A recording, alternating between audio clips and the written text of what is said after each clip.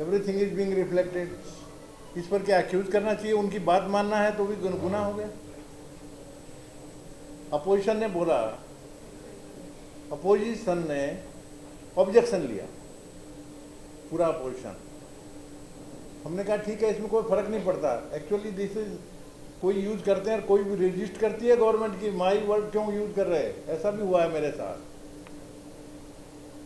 और ये तो मेरे लिए तो अच्छा है ना भाई, I will not use. Immediately I agreed, opposition को बुलडोज किया।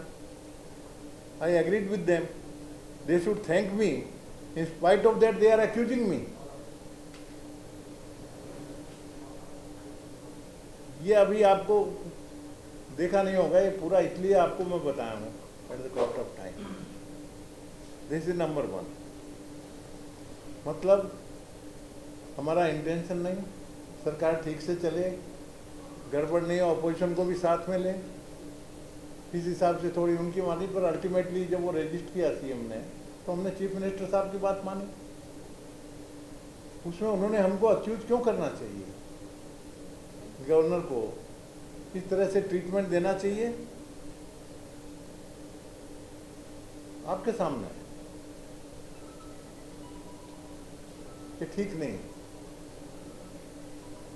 खैर ठीक है, आई एम ए गवर्नर, मैं उनके बराबरी तो कर नहीं सकता, मेरे को मेरी डिग्निटी मेंटेन करनी है। I have my own limitations. वो लैंग्वेज यूज नहीं कर सकता, उसके बराबर में जवाब नहीं दे सकता। मेरे को तो मेंटेन, राजभवन की डिग्निटी मेंटेन करना है, तो ये वन साइडेड उनका चल रहा है। इसलिए आज मौका था, इसलिए आपके ध्यान में लाने के लिए ये चीज़ है। Now you are the best जज है, beyond that I don't want to say anything. Then अब दूसरा, कभी सपने में मैं नहीं सोच सकता, मेरा लिविंग, मेरा स्टाइल ऑफ लिविंग, मैं जहाँ जाता हूँ खर्चे कम हो जाते हैं, मेरे खर्चे नहीं। मैं कंजर्वेटिव हूँ, मैं गवर्नर हूँ, आपको तो मालूम है। इवन सेक्रेटरीज अपने यहाँ के, इवन कलेक्टर्स, ये यदि ट्रेवल करते हैं, इनको बिजनेस क्लास प्लेन में अलाउड है ना? That much you know everybody. Class 1 officer, business class allowed है।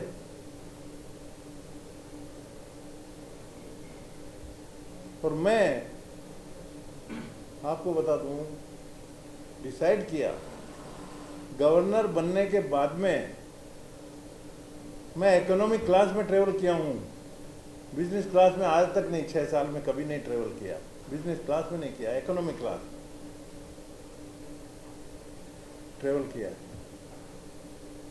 मेरे ऊपर दोषारोपण क्या लगाया कि हमने गवर्नर को हेलीकॉप्टर दिया, हमको हेलीकॉप्टर दिया, हेलीकॉप्टर से हमको बॉर्डर पे भेज दिया, तो हमने उनके लिए तालियां बजाना चाहिए, ये जो उनकी अपेक्षा है। तो इसका मतलब गवर्नर इतना सस्ता है क्या, उसको ब्राइब इतनी आसानी से कर लोगे? हैं? आप अपेक्षा करते थे कि गवर्नर को हेलीकॉप्टर दे दिया, पर that is a official duty ना, बॉर्डर पे गया हूं, मेरा राइट है। और ज़्यादा नहीं गया, पर्सनली कभी यूज़ नहीं किया, कभी नहीं।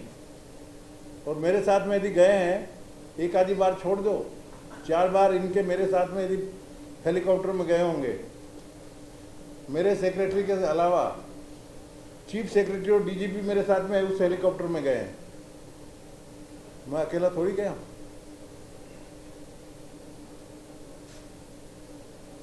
और ये बोलने की बात है, मेरा हेलीकॉप्टर मैंने दिया और मेरे खिलाफ बोल रहे हैं।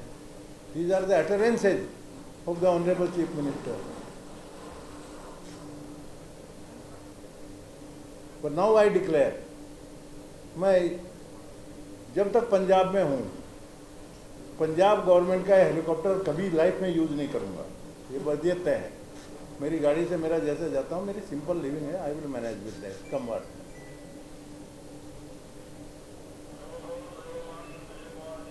कहाँ गया मैं? हार्डली 3 या 4 बार यूज किया हूँ मैक्सिमम। बॉर्डर विजिट के अलावा नज़दीक में तो मैं जाता ही नहीं गाड़ी में। परंतु अब आगे से वो भी बंद नहीं लेंगे आपका हेलीकॉप्टर। मुख्यमंत्री जी आप खुश रहिए, आई हैव नो प्रॉब्लम।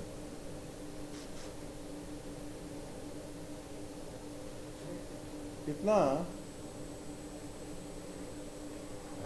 कल्पना नहीं कर सकता कि ऐसा भी हो सकता है। चीफ मिनिस्टर हैं, गवर्नर के बारे में ये इश्यू है, ऐसा बोल सकते हैं।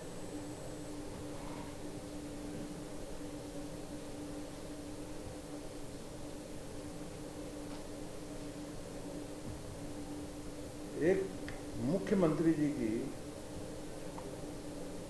एक गरिमा होती है, उन्हें मेंटेन रखना चाहिए। हमने टीवी में भी देखा और आपके अखबारों के माध्यम से भी मुझे जानकारी मिली है। वो बहुत मेरा मजाक उड़ाया विधानसभा में, और वो कहते हैं कि बहुत लव लेटर लिख रहे हैं governor. Word use is love letter.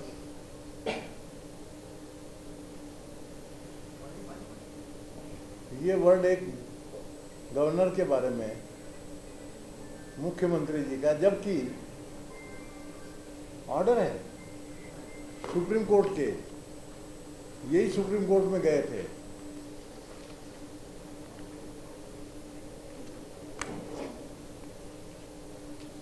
और उस चीफ सुप्रीम कोर्ट का ऑर्डर में मैं पढ़ता हूं, it will take hardly 1 minute। The chief minister and the governor are constitutional functionaries who have specified roles and obligations earmarked by the Constitution।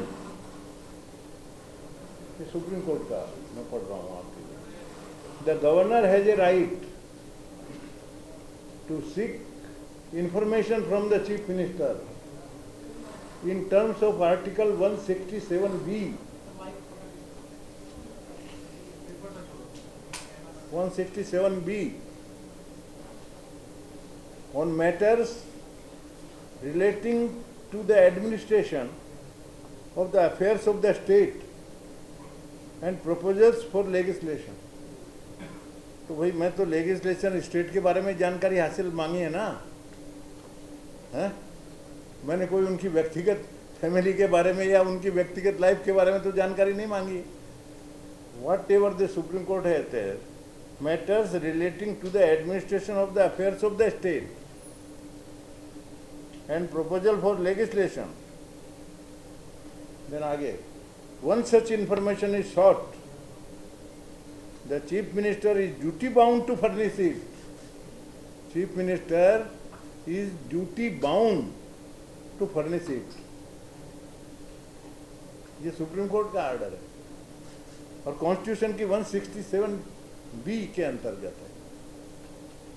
The tone and tenor of the tweet and the letter by the chief minister leave much to be desired. Love letter बोलना, उसका मजाक उड़ाना, instead of, it's a serious matter, constitutional. I am suppose to protect the constitution. मेरी duty है। उन्होंने जवाब देना चाहिए इस तरह का।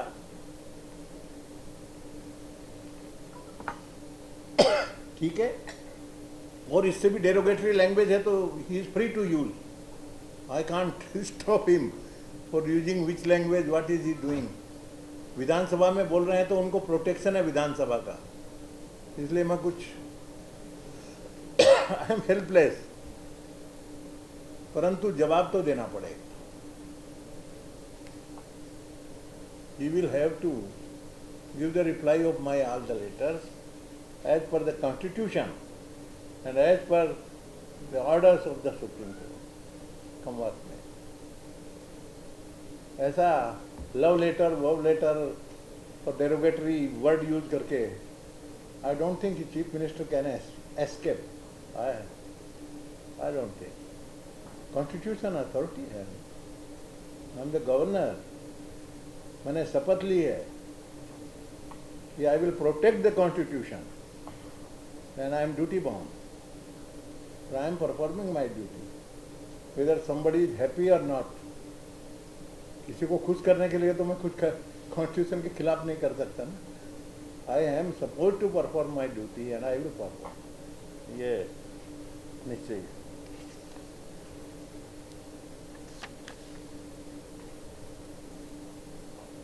अच्छा, आगे लिखा है ना, the tone and tenor of tweet and letter of the chief minister is must to be desired. ये सुप्रीम कोर्ट के वर्ड है. I am reading. Not furnishing the information, सुनिए, not furnishing the information which was sought by the governor would be plainly in dereliction of the constitutional duty. These are the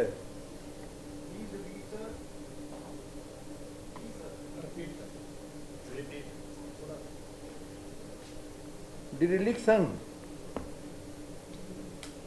dereliction of the constitutional duty which is imposed on the chief minister in terms of article 167B. ये supreme court का latest order है और ये chief minister साहब ही गए थे supreme court. उनकी petition पे ये आर्डर है. कॉन्स्टिट्यूशन को कोट किया है और नहीं करने से क्या होता है ये भी ऑर्डर में है. देन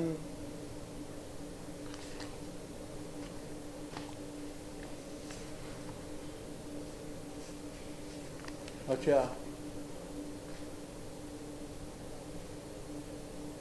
फिर इश्यू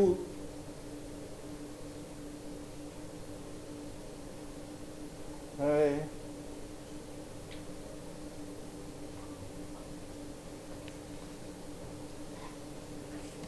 कि पंजाब यूनिवर्सिटी का हमारे पर आरोप लगा दिया कि मैं हरियाणा की साइड ले रहा हूं और पंजाब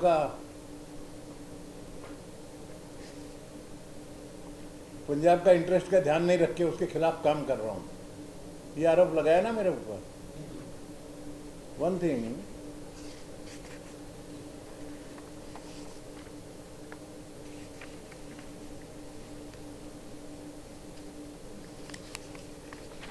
एक्चुअली